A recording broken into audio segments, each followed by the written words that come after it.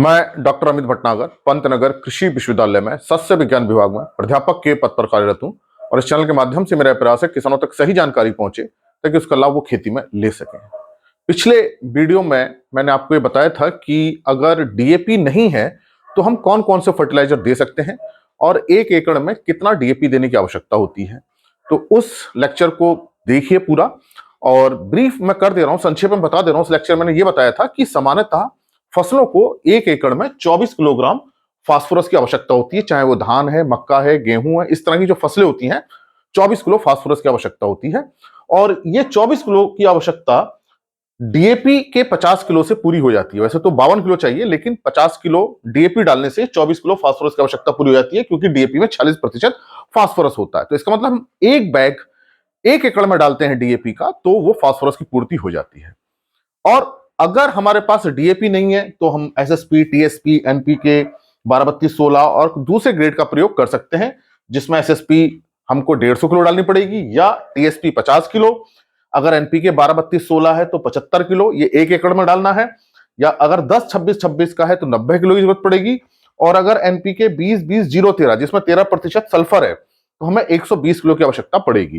तो मैंने ये बताया था कि ये फर्टिलाइजर हम डाल सकते हैं अगर हमारे पास डीएपी उपलब्ध नहीं है, तो ये जो मात्रा है वो इस फास्फोरस की आवश्यकता को पूरी कर देगी। तो ये डीएपी के मैंने विकल्प बताए थे। लेकिन डीएपी में एक तत्व और होता है, नाइट्रोजन। इसमें जो नाइट्रोजन होता है वो 18% नाइट्रोजन होता है। तो 18% नाइट्रोजन हमको कितने से मिलता है? 100 किलो से। तो चूंकि एक बैग है तो एक बैग से जो हमें इसका आधा ही मिलेगा, 50 किलो का है तो 9 किलो हमें क्या मिलेगी? इससे नाइट्रोजन मिल जाएगी। तो डीएपी के एक बैग से हमें, जो 50 किलो का बैग है, 23 किलो फास्फोरस मिल जाता है, जो लगभग 24 किलो की पूर्ति कर देता है। उसके साथ साथ 9 किलोग्राम नाइट्रोजन मिलती है। अब देखिए, जिनमें नाइट्रोजन है उस पर कितनी मिल रही है, हमें क्या देनी पड़ेगी, नहीं देनी पड़ेगी, और जिसमें नाइट्रोजन नहीं है उसमें हमें कितना यूरिया देना पड़ेगा। तो देखिए, जो 9 किलोग्राम नाइट्रोजन है, 9 किलोग्राम नाइट्रोजन को देने के लिए हमें करीब 20 किलो यूरिया की आवश्यकता पड़ती है। 20 किलो नाइट्रोजन बराबर 20 किलो यूरिया, क्योंकि इसमें 46% नाइट्रोजन होती है यूरिया में। तो मोटा मोटा ये बात है कि डीएपी की जो 9 किलो मात्रा है उसको पूरा करने के लिए हमें 20 किलो यूरिया की आवश्यकता पड़ेगी, अगर उस फर्टिलाइजर में जो हम दूसरा डाल रहे हैं उसमें कोई नाइट्रोजन नहीं है। तो ये बात आपकी समझ में आई होगी कि जो डीएपी में जो नाइट्रोजन है वो 18% है। चूंकि हम एक बैग डीएपी डाल रहे हैं तो एक बैग डीएपी से केवल हमें 9 किलोग्राम नाइट्रोजन मिलेगी, और 9 किलोग्राम नाइट्रोजन की पूर्ति करने के लिए हमें 20 किलो यूरिया की आवश्यकता होती है। अब बात करते हैं, अगर हम एसएसपी डाल रहे हैं तो देखिए, एसएसपी डाल रहे हैं तो इसमें कोई नाइट्रोजन नहीं है, तो पूरा का पूरा नाइट्रोजन हमें यूरिया से देना पड़ेगा। तो इसका मतलब इसके साथ हमें 20 किलो यूरिया डालनी पड़ेगी, तब डीएपी की नाइट्रोजन के बराबर इसकी पूर्ति होगी नाइट्रोजन की। टीएसपी, ट्रिपल सुपर फास्फेट में कोई नाइट्रोजन नहीं है, तो इसका मतलब हमें इसके साथ भी 20 किलो यूरिया डालना पड़ेगा। इसका मतलब यह है कि अगर हम डीएपी की जगह एसएसपी, सिंगल सुपर फास्फेट डाल रहे हैं, या टीएसपी डाल रहे हैं, तो हमको उसके साथ 20 किलो यूरिया इस नाइट्रोजन की पूर्ति के लिए देना पड़ेगा। ये केवल डीएपी के बराबर नाइट्रोजन की बता रहा हूं। अगर ज्यादा नाइट्रोजन की आवश्यकता पड़ेगी तो फिर हमें ज्यादा यूरिया डालना पड़ेगा। तो एक बैग डीएपी से जो नाइट्रोजन मिल रही है उसकी पूर्ति करने के लिए 20 किलो यूरिया की आवश्यकता पड़ेगी एसएसपी और टीएसपी के साथ। अब हम बात करते हैं एनपीके 12-32-16 की। इसमें 12% देखिए नाइट्रोजन है, और हम कितना डाल रहे थे? इसको 75 किलो डाल रहे थे। पिछली बार मैंने आपको बताया था। तो 75 किलो का 12% निकालेंगे तो 9 किलो यूरिया आ जाएगी। तो इसमें आपको कोई यूरिया डालने की जरूरत नहीं है। तो इसका मतलब यह है कि अगर आप एनपीके 12-32-16 डालना है तो डीएपी के बराबर जो नाइट्रोजन है 9 किलो, वो पूर्ति हो जाती है, आपको इसमें डालने की जरूरत नहीं है। इसी तरह से एनपीके 10-26-26, इसको हम 90 किलो डाल रहे थे, तो 90 किलो, और ये केवल 10% नाइट्रोजन है इसमें, तो ये भी 9 किलो आ जाता है। इसका मतलब कि इसके साथ भी हमें यूरिया डालने की आवश्यकता नहीं है, जो 9 किलो यूरिया 9 किलो नाइट्रोजन की पूर्ति कर दे रहा है ये। इसके साथ हम देखें एनपीके 20-20-0-13, तो ये देखिए 120 किलो इसकी जरूरत हो रही है, और 20% इसमें नाइट्रोजन है।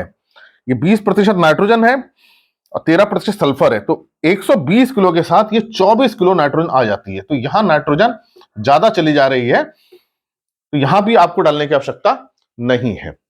लेकिन हम बेसल में कितना नाइट्रोजन डाल रहे हैं? क्या हम 20 किलो डाल रहे हैं तो केवल ये 9 किलो की पूर्ति कर रहा है। ये थोड़ा सा मेरी बात को समझें कि ये मैंने आपको बताया है कि डीएपी के जो नाइट्रोजन है 9 किलो, उसको पूरा करने के लिए इतना किलो यूरिया डालने की आवश्यकता हो रही है। तो यहां देखिए कोई जरूरत नहीं है, 9 किलो पूरा मिल जा रहा है, यहां पूरा मिल जा रहा है, यहां पूरा मिल जा रहा है, यहां ज्यादा मिल जा रहा है। केवल आपको टीएसपी और एसएसपी में जो 20 किलो यूरिया एक्स्ट्रा डालना पड़ेगा। लेकिन मान लीजिए अगर 20 किलो नाइट्रोजन की आवश्यकता होती है बेसल में, तो फिर डीएपी के साथ भी हमें 11 किलो नाइट्रोजन देनी पड़ेगी। 11 किलो नाइट्रोजन का मतलब है करीब करीब 25 किलो यूरिया की आवश्यकता पड़ेगी। तो हम 25 किलो फिर यूरिया और बढ़ाते हैं। तो मेरी इस बात को समझने का प्रयास ये करें, मैंने सिर्फ आपको यह बताया है कि डीएपी के विकल्प के ये फर्टिलाइजर हैं, इसको हम किसी एक फर्टिलाइजर को प्रयोग कर सकते हैं, और डीएपी से जो नाइट्रोजन मिलती उसकी पूर्ति करने के लिए हमें इतना यूरिया डालने की आवश्यकता पड़ेगी। तो इसका मतलब यह है कि एनपीके 12-32-16 के जो ये ग्रेड है, इनमें पर्याप्त मात्रा में नाइट्रोजन है, तो वो डीएपी के बराबर नाइट्रोजन की पूर्ति कर देते हैं। लेकिन एसएसपी और टीएसपी में चूंकि नाइट्रोजन नहीं होती है, इसलिए 9 किलो नाइट्रोजन की पूर्ति करने के लिए हमें 20 किलो यूरिया डालना पड़ेगा। लेकिन मान लीजिए अगर 20 किलो नाइट्रोजन चाहिए बेसल में, तो फिर उसकी कैलकुलेशन अलग होगी। तो ये मैंने आपको बताया कि ये डीएपी के बराबर की नाइट्रोजन फास्फोरस है। तो हम ये कह सकते हैं कि ये जो चार्ट है वो ये बताता है कि जो डीएपी में फास्फोरस और नाइट्रोजन है वो इन फर्टिलाइजर और यूरिया के कॉम्बिनेशन से बनेगा।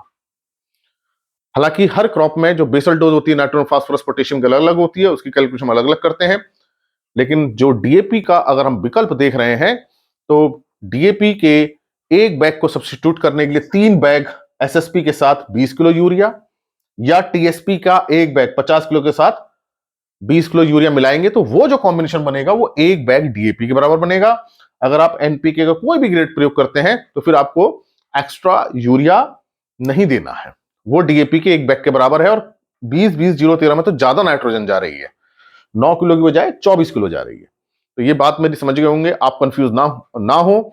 सिर्फ मैंने ये बताया है कि एक बैग हम डीएपी डाल रहे हैं 1 एकड़ में, तो जो फास्फोरस और नाइट्रोजन मिल रहा है वो इस कॉम्बिनेशन के साथ आएगा। और ऊपर से ज्यादा नाइट्रोजन देने की आवश्यकता होती है जब, तो फिर हम और यूरिया मिलाते हैं। तो ये बात आपकी समझ में आई होगी कि एक बैग डीएपी का जो इक्विवेलेंट है, जो समान मात्रा में जो नाइट्रोजन फास्फोरस देगा, वो 150 kilo SSP plus 20 kilo urea होगा, या 50 kilo TSP plus 20 kilo urea होगा। तो वो डीएपी के बराबर का नाइट्रोजन फास्फोरस देगा। आशा है मेरी बात आपकी समझ में आई होगी कि जो डीएपी के जो इक्विवेलेंट फर्टिलाइजर है वो कितना कितना हमें देना पड़ेगा। इसी प्रकार के लेक्चर्स को देखने के लिए आप कृषि किसान प्लेलिस्ट देखिए, और अगर चैनल सब्सक्राइब नहीं किया तो सब्सक्राइब कीजिए। धन्यवाद।